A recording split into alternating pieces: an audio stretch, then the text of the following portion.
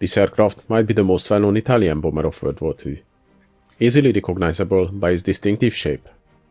Though it started its life as a medium bomber, it actually had more success later in the war using torpedoes. So let's see the history of the Savoia-Marchetti SM.79 Sparviero.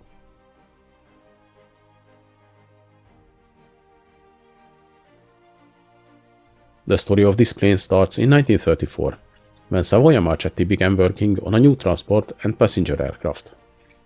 It was actually not a completely new design, but an evolution of their former planes. The earlier S-73 and S-81 designs were developed in parallel in the early 1930s, and they both made their first flight in 1934. The new SM-79 was heavily based on these earlier designs, initially planned to be a civilian version of the S-81.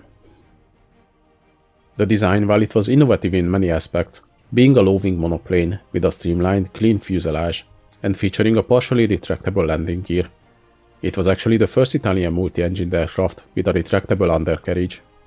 But on the other hand, it used a very conventional construction, with a welded tube frame, a wooden wing construction, and it was partially fabric covered.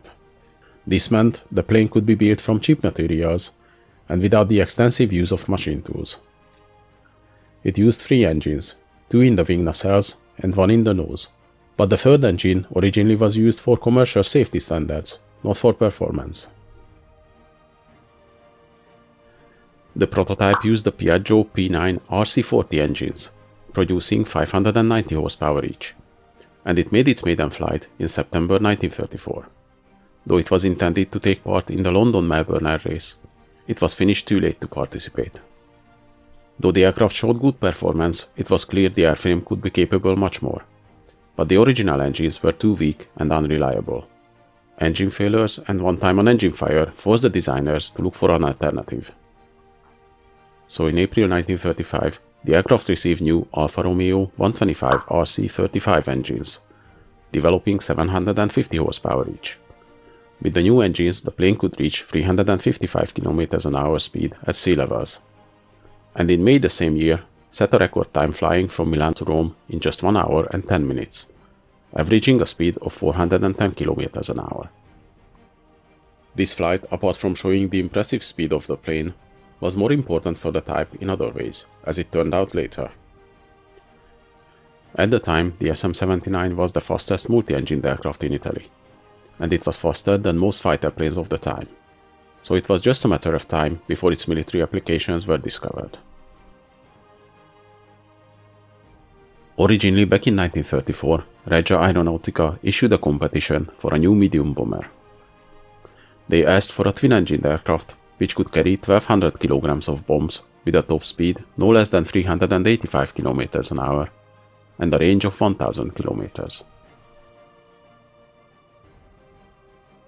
All major Italian manufacturers entered their designs.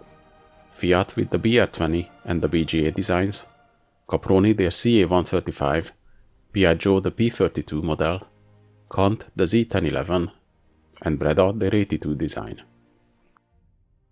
Savoia-Marchetti tried to join the competition, entering a twin-engine variant of the SM-79, but the design received a lot of criticism, and rightfully so.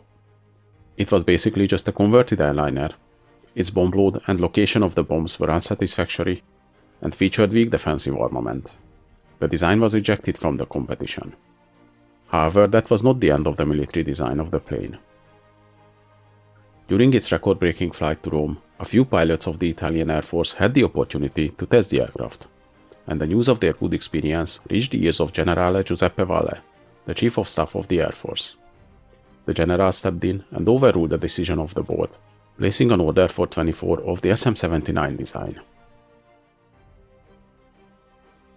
A modified prototype was sent to the Air Force Testing Center in June 1935, receiving the registration number MM260. The military version received various modifications over the civilian design. Though it didn't differ in structure, it was modified with a center bomb bay with the capability to carry 1200 kg of bombs, and it carried the bombs vertically, like on the German HG-111.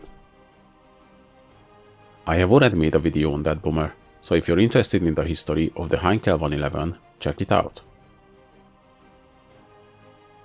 Since the engine in the nose prevented the conventional bomb sight placement, a ventral gondola was added housing the bomb sight and the bombardier. The military variant also featured 3 defensive armament positions. The large distinctive hump was added on the top of the plane, housing a forward-firing 12.7mm machine gun and another rear-firing flexible one. A 7.7mm machine gun was mounted in the waist gunner position, which could fire on either side. Additionally, the bombardier gondola could mount an optional 12.7mm machine gun in the rear as well. The SM-79 entered service with the Regia Aeronautica in 1936, and after the first 3 units, the following production models now used the 780 horsepower Alfa Romeo 126 RC34 engines, improving the performance of the bomber even further. The opinions on the aircraft still differed after it entered service. On one hand, it was a successful bomber with good performance, great handling, and cheap. On the other hand, its defensive armament was lacking, and its bomb bay was too small, and the vertical design prevented the use of bigger bombs. In big part, the success of the SM-79 was thanks to the failure of the other competing designs. From the original proposals to the Air Force competition, only the Fiat BR-20 entered service in 1937. The failure of the other designs meant more orders were placed for the SM-79. While the military variants' development and testing went on, Savoia-Marchetti built several different civilian variants and export military variants as well. The civilian SM-79C and the long-range SM-79T variants set various world records in the coming years. The company also worked on the export version of the plane, and since many of the interested countries expressed the need for forward defense armament, the 2-engined SM-79B model was born, with a glazed nose and a conventional twin-engine setup. The most notable customers of the SM-79B were Iraq and Romania. And with that, we arrived to the variants of the plane. The SM-79 was the original prototype, using Piaggio engines, which later were swapped for the more powerful and reliable Alfa Romeo 125 RC35. The following SM-79-1 was the first production variant. The first few models were still built with the Alfa Romeo 125 engines, after that they used the 126 RC34 models. The early models featured a longer, more closed dorsal hump, which on later models was changed to a shorter design. The SM-79-2 was the torpedo bomber variant, with its bomb bay removed and sometimes additional crew armor added. The next SM-79-3 or SM-79 bis was an extended range torpedo bomber. These variants had the ventral gondola deleted, additional 1000-liter fuel tank added in the place of the bomb bay, and they used the new stronger 860 horsepower Alfa Romeo 128 engines. This variant also featured improved defensive armament, with 2 12.7mm machine guns added in the waist gunner positions. The maximum speed of this type increased to 475 km/h. The SM-79B was the twin-engined export version, using Fiat A80 engines and featuring a glazed nose. This variant was slower than the original. A modification of the B version was the SM-79JR, built for Romania using German Junkers Jumo 211S engines.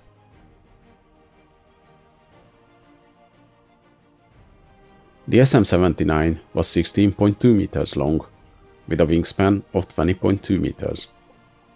It had an empty weight of 7,700 kilograms and a maximum takeoff weight of 10,050 kilograms. It used 3 Alfa Romeo 128 RC18 engines, producing 861 horsepower each.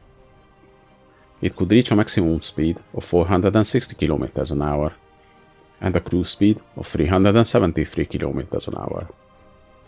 It had a range of 2,600 km and a service ceiling of 7,500 meters. The defensive armament consisted of 3 12.7mm machine guns, 1 forward firing, 1 in the gondola and 1 in the dorsal hump, and additional two 7.7mm machine guns in the waist gunner positions. The plane had a maximum bomb load of 1,200 kg, or it could carry 1 or 2 torpedoes externally. But with 2 torpedoes mounted, the performance of the plane dropped significantly, so only one was used operationally.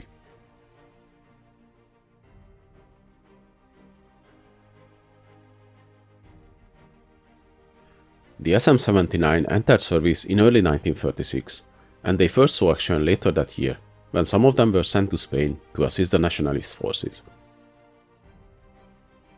They were very successful in this conflict, as in the 3 years of use, only a few were lost in combat from the 99 planes sent over to Spain.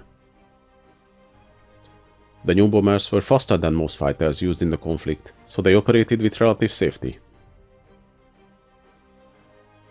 The experiences gathered in Spain proved to be valuable, and led to many minor modifications on the type.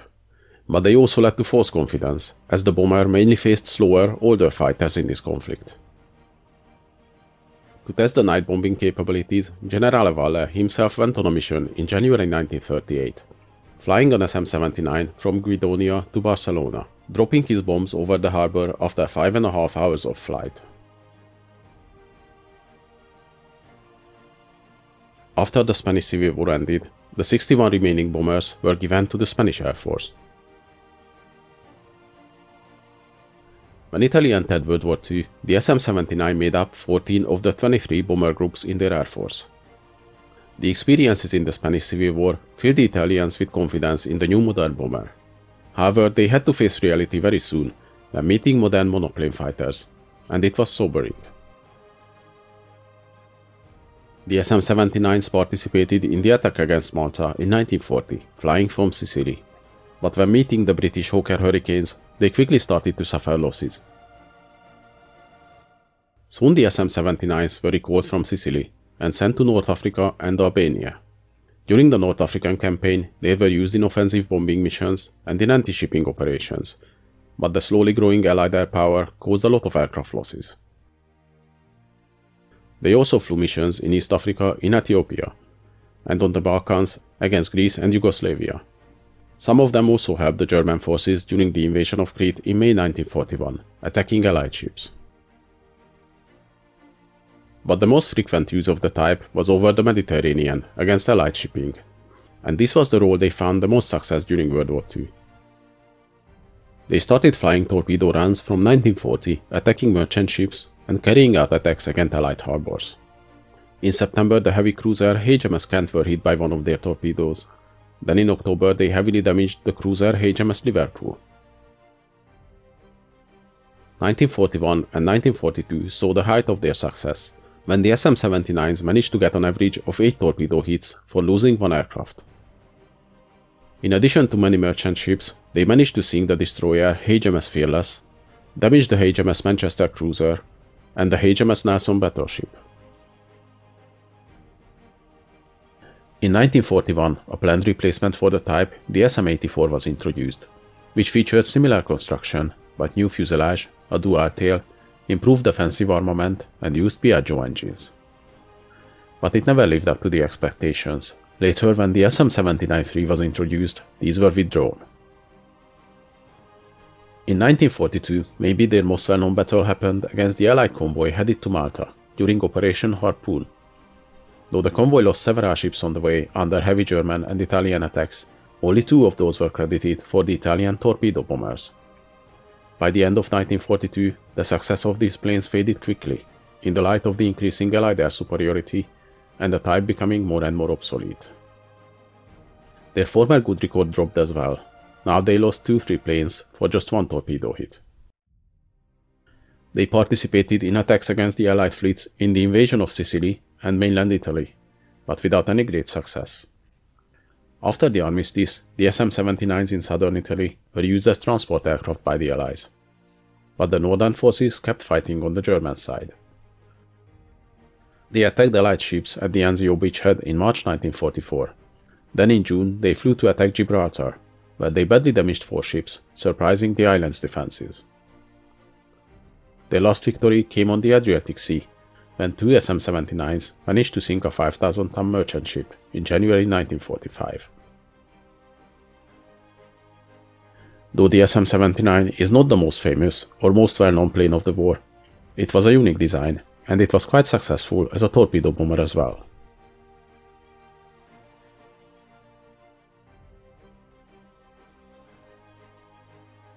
Hope you guys enjoyed this video. Please leave a like, subscribe to my channel, and in the comments let me know if there's any interesting events or vehicles you'd like to see.